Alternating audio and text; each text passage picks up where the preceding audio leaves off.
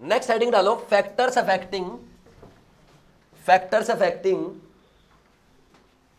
IE ionisation energy. अच्छा, इसको ionisation potential भी बोलते हैं, आयनेशन एंथैल्पी भी बोल देते हैं, आयनेशन एनर्जी भी बोल देते हैं। कोई डाउट तो नहीं इसमें किसी को? नेक्स्ट देखो, सबसे पहला लिखो फैक्टर्स अफेक्टिंग में साइज। ठीक, तो सीधा सा फंडा है, क्या लिखेंगे? बोलो भाई। चलो सबसे पहले बात करते हैं in A group as top to bottom. जैसे हम टॉप से बॉटम में आते क्या होगा? साइज, एटॉमिक साइज बढ़ता है। तो साइज बढ़ेगा तो क्या होगा? आउटर मोस्ट इलेक्ट्रॉन दूर होगा न्यूक्लियस से, फोर्स ऑफ अट्रैक्शन क्या होगा? कम होगा, न्यूक्लियर अट्रैक्टिव फोर्स। तो आयनेशन एनर्जी कम, साइज बढ़ने से आयनेशन एनर्जी कम होगी। इसमें किसी को कोई डाउट? भाई लिथियम है, सोडियम है, पोटेशियम है, रुबिडियम है, सीजियम है, सबसे ज्यादा किसकी होगी? लिथियम। ये ऑर्डर आएगा। ऐसे ही बेरिलियम, मैग्नीशियम, कैल्शियम ऐसे आएगा। ऐसे लिखते हैं फ्लोरीन, क्लोरीन, ब्रोमीन, आयोडीन, इनका भी ऐसे ही आएगा। कोई डाउट है क्या? समझ आई मेरी बात? नेक्स्ट और करते हैं helium, neon, argon, krypton, xenon, इनका भी ऐसे ही आएगा। डाउन द ग्रुप डिक्रीज हो गई। कोई डाउट है क्या? अब एक नोट डाल रहे हैं। अब मेरी बात ध्यान से सुनना, यहां से भी क्वेश्चन आ सकता है एज इट इज। मैं भी इस बार यहां से क्वेश्चन एज इट इज आ जाए, ध्यान से सुनना, लिख भी लेना बेशक। होता क्या है देखो, हमने क्या बोला था? साइज ऑफ एल्यूमिनियम क्या बोला था? Is more than size of gallium. और जिसका साइज ज्यादा उसकी ionisation energy of aluminium is less then ionisation energy of gallium. कोई डाउट है क्या? ये बात होगी। अब हमने जो बोला था साइज वहां पे, अब ध्यान से मेरी बात इंपॉर्टेंट ये है, हमने वहां पे बोला इंडियम और थैलियम में लेंथेनॉइड कॉन्ट्रैक्शन का इफेक्ट पड़ता है। थैलियम का साइज छोटा होता है, पर इतना छोटा नहीं होता कि उससे भी छोटा हो जाए इंडियम से। ओनली 3 पिकोमीटर का डिफरेंस था, 167 और 170 साइज में, इतना ही डिफरेंस था। हमने क्या लिखा? लिख भी देता हूं, size of indium is less than equal to, लिख दूं साइज ऑफ थैलियम, क्योंकि इसका 167 पिकोमीटर और इसका 170 पिकोमीटर, ये लिखा। ठीक, अब सुनो, आयनेशन एनर्जी ऑफ इंडियम और आयनेशन एनर्जी ऑफ थैलियम में किसकी ज्यादा होगी? अभी भी थैलियम की ज्यादा होगी, थैलियम की ज्यादा होगी। क्यों? क्योंकि वो एक्सपेक्टेड से बहुत कम हो जाता साइज। समझ आई मेरी बात? इसमें प्रोटॉन भी तो ज्यादा है, साइज तो लगभग सेम हो गया, लेकिन प्रोटॉन किस में ज्यादा है? इसमें होंगे ना। नहीं समझ में आई मेरी बात? ठीक, नहीं आया? अब सुनो मेरी बात, ऑर्डर देखो क्या आता है। अब ये आपको याद रहे या ना रहे कोई फर्क नहीं पड़ता, इसको भूल जाओ अब। ठीक, ये तो मैंने आपको सिखाया। अब ध्यान रखने वाली बात क्या है, इधर सुनो। बोरोन की सबसे ज्यादा, फिर किसकी? थैलियम की आती है, और फिर किसकी? गैलियम की आएगी, फिर किसकी? एल्यूमिनियम की आएगी, फिर किसकी? ये ऑर्डर आता है। कौन कहां से कहां चला गया पता है? ठीक, अब सुनो मेरी बात, किलो जूल में ऑर्डर लिख रहे हैं, किलो जूल पर मोल में ऑर्डर लिख रहे हैं। ठीक, आयनेशन एनर्जी लिख रहा हूं, ionisation energy in kilo joule per mole. ठीक, इसकी कितनी होती है? 801। ठीक, और इसकी होती है 589, और इसकी होगी 579, और इसकी होती है 577। तो इनके ऑलमोस्ट साइज में भी ज्यादा डिफरेंस नहीं होता और आयनेशन एनर्जी में भी ज्यादा डिफरेंस नहीं होता। ठीक, और इसकी 558। ये एनसीईआरटी का डेटा है। तो आपको बोरोन फैमिली पे थोड़ा सा फोकस करना पड़ेगा पीरियोडिक टेबल में, ये बात मान लो। समझ आई मेरी बात? कोई डाउट है क्या? अगर बात करें कार्बन फैमिली की, कहे सीता जी सुनो प्रभु, ठीक, तो ये ऑर्डर इसमें कोई डिफरेंस तो आता नहीं है, ऐसे आएगा। लेकिन यहां पे आके डिफरेंस आ जाता है, पीबी आगे चला जाता है, क्योंकि पीबी पे भी वही तो बात है, लेंथेनॉइड कॉन्ट्रैक्शन लगता है। लेकिन वहां पे जाते जाते बहुत कम हो जाता है लेंथेनॉइड कॉन्ट्रैक्शन। ऐसा नहीं कि पीबी भी इसकी तरह दूसरे नंबर पे चला जाएगा। समझ आई मेरी बात? कोई डाउट है क्या किसी को? ये बातें अपने को अलग लिख लेनी चाहिए। 2-3 बातें तो मैंने आज सिखाई है। अब बात करें, अगर ग्रुप की ही बात करें, इन्हें ग्रुप चल रहा ना, हम बात करें 3D, 4D और 5D की, तो सबसे ज्यादा किसकी होगी पता है? सबसे छोटा साइज होता है 3D का, तो 3D की सबसे ज्यादा होनी चाहिए। लेकिन होता क्या है, जो 5D है ना, 5D का साइज बहुत बड़ा होना चाहिए, ठीक, लेकिन वो कॉन्ट्रैक्शन के कारण बहुत छोटा हो जाता है। और आप देखो जब 3D से 4D और 5D नीचे जब आते हो तो क्या होगा, नंबर ऑफ इलेक्ट्रॉन फिल हो रहे ना, 18 इलेक्ट्रॉन एक्स्ट्रा आ गए ना, नहीं समझे मेरी बात, कोई डाउट क्या? ठीक, तो 5D कितना, 18 नहीं 32 इलेक्ट्रॉन एक्स्ट्रा आ गए, है ना। कौन सा पीरियड आया, 6th पीरियड आया ना, तो 6th पीरियड में 32 एक्स्ट्रा आएंगे ना 5th से, तो 32 इलेक्ट्रॉन एक्स्ट्रा आ गए, साइज छोटा हो गया, तो 32 प्रोटॉन बढ़ रहे वो और खींचेंगे, इसलिए 5D का सबसे ज्यादा होता है आयनाइजेशन एनर्जी। 4D और 3D में 3D का साइज छोटा, तो ऑब्वियस सी बात है 3D का ज्यादा होगा, फिर 4D का। कोई डाउट है क्या? नहीं समझ में आया? लेकिन अगर बात करें साइंस, है ना, यट्रबियम, स्कैंडियम, यट्रबियम और लैंथेनम, इसमें ऑर्डर क्या आएगा? क्योंकि इसमें लैंथेनॉइड कॉन्ट्रैक्शन लगता नहीं है, इसका तो रीजन दे दोगे आप। रीजन क्या है? लैंथेनॉइड कॉन्ट्रैक्शन, लैंथेनॉइड कॉन्ट्रैक्शन, ये तो आप दे देंगे, है ना, ठीक। लेकिन इसमें क्या है, इसमें तो कुछ लगता ही नहीं लैंथेनॉइड कॉन्ट्रैक्शन।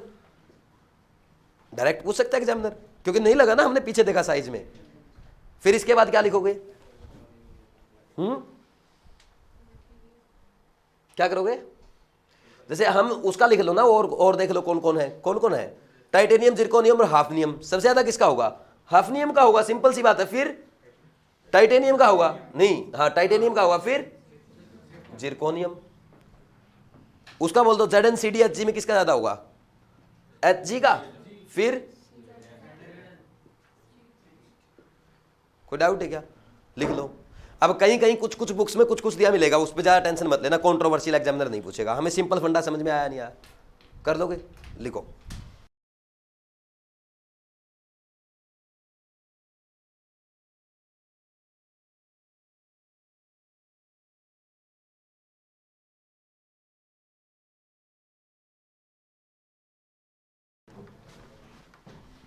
लिखो, नेक्स्ट लिखो। नेक्स्ट कौन सा क्या हो गया अपना, क्या कर दिया हमने? इन ए ग्रुप। सेकंड लिखना इन ए पीरियड। भाई इन ए पीरियड आपको पता है, as we go left to right, left to right जाने में क्या होता है? साइज घटता, ENC बढ़ता, आयनाइजेशन एनर्जी बढ़ेगा, लेकिन रेगुलर नहीं होता, ठीक है। तो आगे देखेंगे। Next factor ENC, effective nuclear charge. अरे किसी पे ionization energy directly proportional to ENC, जिस पे इफेक्टिव न्यूक्लियर चार्ज ज्यादा होगा उसको इलेक्ट्रॉन निकालने में दिक्कत होगी। जैसे मान लीजिए अगर कैटायन वगैरह का चेक करवाया अपने से, जैसे बोले Pb2+ और Pb4+ में बताओ सबसे ज्यादा किसकी होगी? ये होगा ना, वेरी गुड, क्योंकि सबसे ज्यादा अट्रैक्शन इस पे होगा ना, ठीक। Mn2+, Mn6+, Mn7+, सबसे ज्यादा किसका होगा? कोई डाउट है क्या? थर्ड कौन सा आता है? Shielding effect. भाई सील्डिंग इफेक्ट क्या होता है? जितना सील्डिंग इफेक्ट होगा, मतलब सील्ड कर रहा है, मतलब इलेक्ट्रॉन को रिपेल कर रहा है, तो इलेक्ट्रॉन दूर रहेगा, तो इलेक्ट्रॉन को इजीली निकाल सकते हो। तो ionization energy is inversely proportional to shielding effect, ठीक। ये थोड़ा पूछेगा इतने आसान आपसे। अब सुनो मेरी बात, क्या था नेक्स्ट फैक्टर बोलो? Penetration power. पेनिट्रेशन पावर क्या होती है? पेनिट्रेट करने की पावर, पेनिट्रेशन पावर। भाई जिसकी पेनिट्रेशन पावर ज्यादा होगी, पेनिट्रेशन मतलब आपको क्या करना है? इलेक्ट्रॉन जाके सब सेल में से ऐसे निकाल के लेके आना है, आपको नहीं, फोटोन को, ठीक है। तो जब वो फोटोन निकाल के लाएगा, जिस सेल के अंदर घुसना मुश्किल होगा तो उससे मुश्किल निकलेगा ना, जिसके अंदर पेनिट्रेट करना मुश्किल होगा उसके अंदर तो मुश्किल कर पाएगा। तो अब आपको देखो पेनिट्रेशन पावर जो होती है SPDF, इसका ऑर्डर ये होता है। सबसे ज्यादा पेनिट्रेशन पावर किसकी है? S की, फिर P की, फिर D की, और सबसे कम होती है F की। ऐसा क्यों? S एक तो सिमेट्रिकल है, और दूसरी बात क्या है? क्लोजेस्ट टू न्यूक्लियस होती कि नहीं होती? नहीं समझ में आई मेरी बात? कोई डाउट है क्या? एक ही सेल की बात करें, 4s, 4p, 4d और 4f, ठीक। इसमें 4 सब सेल है, तो उनमें सबसे क्लोजेस्ट कौन होगी न्यूक्लियस के? 4s ना। तो 4s से इलेक्ट्रॉन निकालना सबसे मुश्किल होगा। समझ आई कि नहीं आई मेरी बात? कोई डाउट है क्या किसी को? समझ आ रहे? तो ionization energy is directly proportional to penetration power. समझे कि नहीं समझे? अब मेरी बात सुनो ध्यान से, बोलो मत यार, 1-2 मिनट बोलो बस। बेरिलियम है और बोरोन है, एक ही पीरियड के है, 1s2 2s2 2p, ओ सॉरी बस इतना ही है, 1s2 2s2 2p 1 है। अब एक ही पीरियड के है, एक ही सेल है, सेकंड ही सेल है, तो दोनों में से किस में, इसमें 2s से इलेक्ट्रॉन निकालना है, इससे 2p में से कौन से में मुश्किल होगा? 2s में निकालना मुश्किल होगा, तो इसकी आयनाइजेशन एनर्जी। सिमिलरली mg में क्या बोलोगे? mg और एल्यूमिनियम में, इसमें 3s2 से निकालना है, इसमें 3p1 से, किसकी ज्यादा आयनाइजेशन एनर्जी होगी? हैं? ऐसे ही कैल्शियम और गैलियम, कैल्शियम और गैलियम में क्या होगा?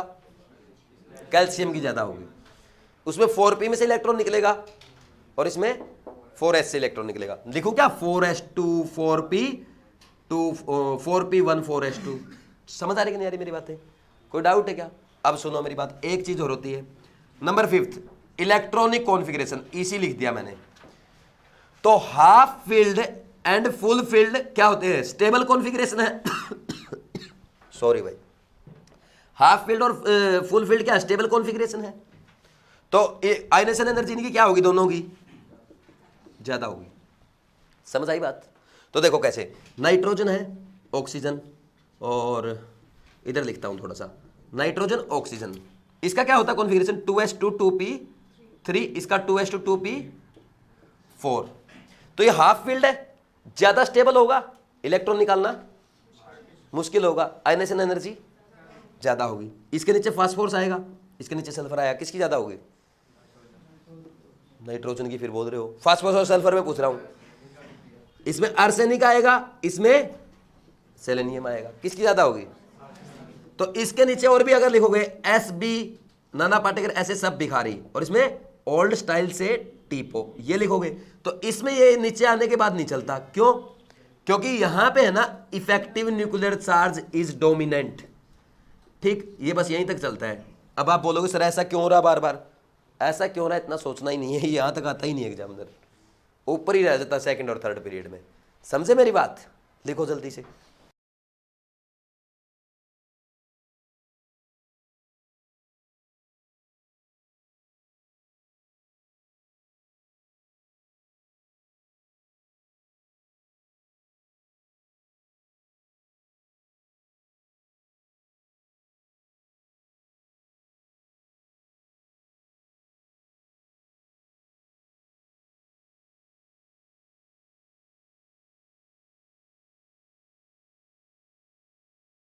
चलो भाई लिखो, ionization energy of second period elements, ionization energy of second period elements. देखना क्या होता है, करे भाई। देखो लिथियम है, सोडियम है, नहीं सॉरी, बेरिलियम है, बोरोन है, कार्बन है, नाइट्रोजन है, ऑक्सीजन है, फ्लोरीन है और नियोन है। तो जिसका साइज सबसे बड़ा उसके आयनाइजेशन एनर्जी सबसे कम। अब आप बोलोगे सर नियोन की होनी चाहिए, लेकिन नियोन में फुल फील्ड कॉन्फ़िगरेशन भी तो है, बहुत स्टेबल कॉन्फ़िगरेशन है, तो सबसे ज्यादा इसकी होगी। तो ऑर्डर ये आना चाहिए, साइज इधर बढ़ता है ना, क्योंकि अगर हम इसको छोड़ दें तो साइज उधर बढ़ा है सबसे, इधर साइज घट रहा है लेफ्ट टू राइट, तो आयनाइजेशन एनर्जी बढ़ रही है। लेकिन अभी दो चीजें हमने पीछे सीखी थी, नाइट्रोजन और ऑक्सीजन में हम क्या करेंगे? दूसरे पेन से लिख देंगे। क्यों? क्योंकि नाइट्रोजन का हाफ फील्ड है ना, और यहां पे भी हम क्या करेंगे? ठीक, तो ये IE1 का ऑर्डर है। ये कौन पूछेगा? इतना इजी बात आएगी IE2 की। ठीक, तो IE2 का जब ऑर्डर आपको बनाना हो, अब मेरी बात बिल्कुल ध्यान से सुनना है, ये लिथियम प्लस बनेगा, ये बेरिलियम प्लस बनेगा, बोरोन प्लस बनेगा, कार्बन प्लस बनेगा, nitrogen plus, oxygen plus, fluorine plus और नियोन प्लस। सबसे ज्यादा किसकी होगी? अब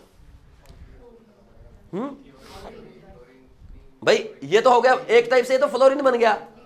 इसको क्या बोलोगे एक टाइप से? 9 electron fluorine, this is oxygen, this is nitrogen and this is carbon and this is boron and this is beryllium. ठीक, और ये लिथियम और ये हीलियम बन गया।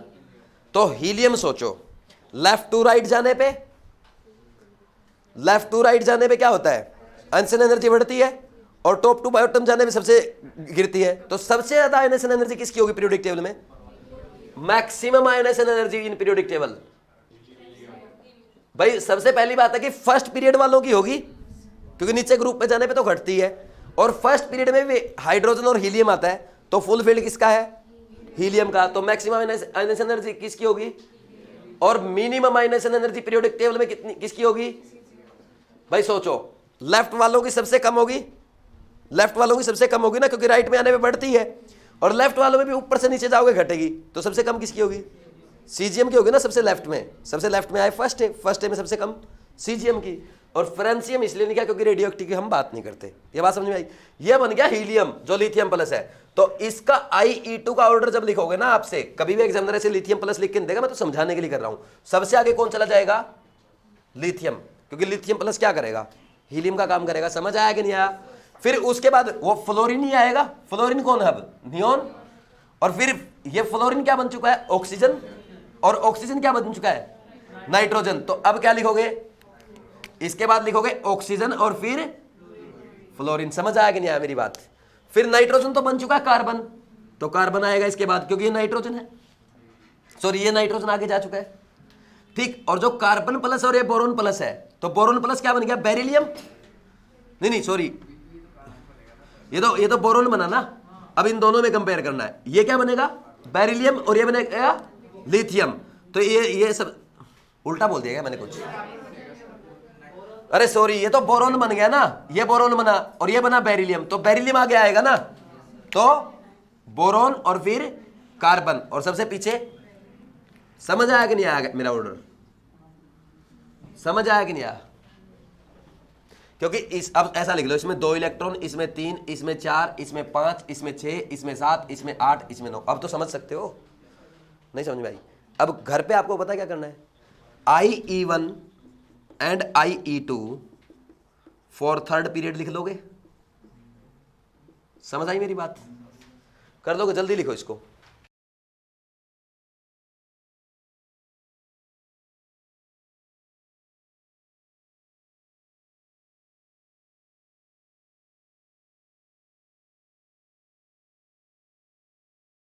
चलो एक दो क्वेश्चन ऐसे ही बता दो।